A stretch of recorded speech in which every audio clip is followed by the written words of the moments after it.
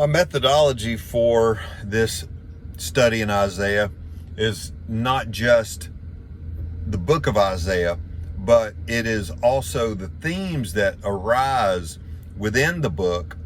And here's my methodology for studying the scriptures in general. So you're reading through and you figure out a theme. And a theme, I use the word theme because topic is pretty close to it. Sometimes when people think of a topical index or think of the word topic, they think of it associated with the direct word. Well, a theme is more like a broader scoping theme or topic where it's an idea that is not strictly captured by a word study necessarily. Sometimes it has trigger words or it might be a thought that conveys the same idea. For instance, the word faith can be a theme. It could also be a word, and usually if it's spoken as a word, then the word faith is usually a noun that describing something, but it's not embodying the idea of faithfulness, which would be the word believe. So you would have to put the word believe under your heading of the topic of faith. So our topic for the Isaiah study is a phrase, and the phrase comes up in other parts of the scripture. So it's not just in Isaiah. Matter of fact, it's only in one part of Isaiah. It's only in one verse that I could find, even though the idea permeates throughout other parts of Isaiah and throughout the whole scripture indeed. But the one phrase is broke faith. So there's two branches of the tree when it comes to faith. One branch is keeping faith. The other one is breaking faith. So keeping faith. And now a lot of people who are biblically literate like to have biblical definitions for things. A lot of people, for the word faith, or for the definition of faith, like to use Hebrews 11:1, which is faith is the substance of things hoped for and the evidence of things not seen. And that's kind of ethery to me. I need something a little bit more concrete. So I tend to use Romans 4:21 for my definition of faith, which is it's like a partial sentence that starts in 4:20 and starts with Abraham as the subject. And it says, he believed that God was able to do what he promised. As one power-packed sentence, isn't it? Believe that God is able to do what he promised. So that is what faith is. That's what faithing is. Believing in, it's based upon who God is, based upon God's characteristics, traits, and promises, and faithfulness of whenever he says he's going to do something, that he can and will do it. That's what believing is. So this phrase, broke faith. If you break faith, that means you no longer entrust that God is powerful, that he's able, and that his promises have validity for you. So, this phrase is so power-packed that it invades every section of life. If you are on the branch of the tree that breaks faith instead of keeping faith, what hope is there? Because you're detached from God, you're detached from his power, you're detached from entrusting in him, you're detached from his promises, his hand that is outstretched to save. And if you refuse his hand of offering of his kindness, of his salvation, then what hope have you?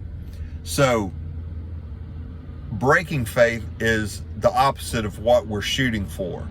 So in the passage of Isaiah 26 verse 2, it says, "Open the gates that the righteous nation which keeps the truth may enter in." And in another version, it says, "Those who keep the truth." All right. So if you keep the truth, that's the opposite of breaking the truth.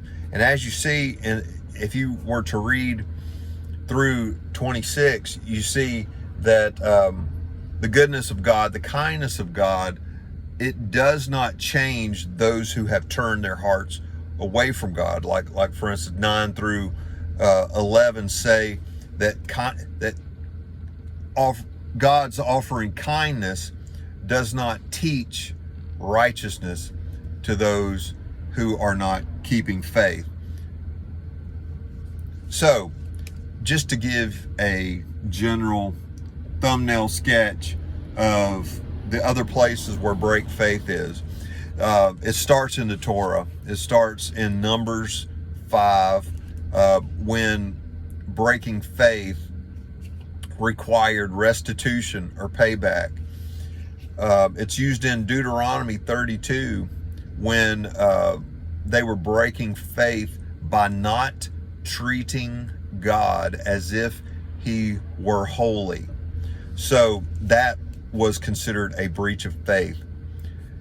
In Joshua chapter 7, it is said that Achan breached faith. He broke faith by stealing the objects that were destined for that were set apart for God, and these were the devoted things that he took upon himself to take. And then this is also mentioned in 1 Chronicles 2. In Ezra, we are introduced to a new form of breaking faith. Even though it's a new form, it's just a form that we haven't seen yet, or we haven't talked about in this video yet. But breaking faith was when they took foreign women instead of marrying within their tribes and cultures, and God specifically told them, do not take foreign women, but they did. And they married, they made them their wives, they brought them into their families and established homes with those who were not God's select people. So it was considered a breach of faith. It was breaking faith to marry the foreign women. And so in these Ezra 10 passages, verse 2 and verse 10, we see that the marriage relationship is a paradigm for our faithfulness towards God. And we see this in other places in the scriptures. To give you an overview, Ephesians 5, Christ's bride being the church, that's the major Christian teaching. But you see how underlying it is faithfulness, because underlying it is whether you're going to stay faithful or break faith. So this is why breaking faith is so important, because it is the underlying content of our marriage relationship that we have to Christ, because of what is written in Ephesians 5, that the bride of Christ is the church. So our faithfulness is like the marriage relationship here. Again, the marriage relationship is a parable of faithfulness to God. And we see this again in Revelation 19 and 22, where you have the imagery of a bride being introduced to her husband, and the husband being Christ and the Messiah, and the bride being the church. This is covered very well in a book called From Eternity to Here, a contemporary author of ours named Frank Viola. I got a side story on Frank Viola. I read about 5 of his books, and if Frank's story is this: he self-published about 5 books before he had any kind of publishing contract with any kind of bigger company. So he had, an imprint company to make his 5 books announced to the world, and he would sell them, out of the trunk of his car. And they were awesome and powerful books. That he was saying stuff that nobody else was saying in a way that nobody else was saying it. And I went to see Frank Viola, and I was like, this guy's either a whack job or he's the real deal. And I wanted to see for myself. So I went to see him in, I think it was Jacksonville, Florida. And I think that's near his home base. If it wasn't Jacksonville, it was some other place in Florida that was close to his home base. And Frank Viola geographically was close to my Georgia base. So it kind of spread like wildfire through the church that I was at, and somebody turned me on to his books, gave them to me, and that's how I found him. But I went to see for myself, and man, it was like 90% of everything he said was just like I'd always heard my whole life. Like his material, he was given a lecture that was basically presenting the material that he had put together on From Eternity to Here. And basically, it's a parable of the bride throughout the whole scriptures. The bride in the garden to the bride in the culmination of time in Revelation. So you have the bride at the beginning, and the faith being broken, and the relationship being broken, so that the story of the rest of the scripture is the reconciliation of the story of the marriage between God and mankind.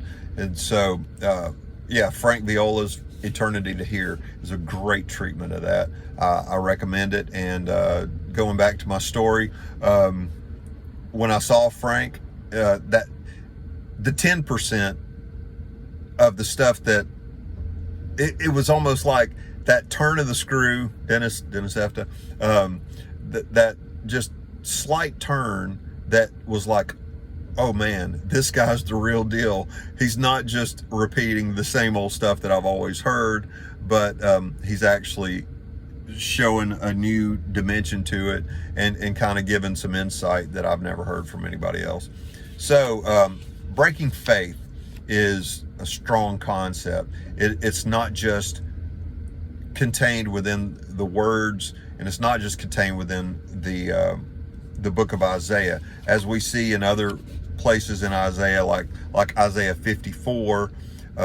It says, your maker is your husband, and the Lord has called you like a wife, in verse 6. So Isaiah 54 has the husbandry and wife, and so it's not just the words, sometimes it's the concept. And we live in a period of AI when it's doing a lot of thinking for us, but there's certain things that you can't pull out with a computer. You got to use it with the flesh and bones that God gave you, but more importantly, with the Spirit of Christ, who reveals the things that God has prepared to those who love Him. So be encouraged to be faithful and not break faith with this great, good, and powerful God that we serve.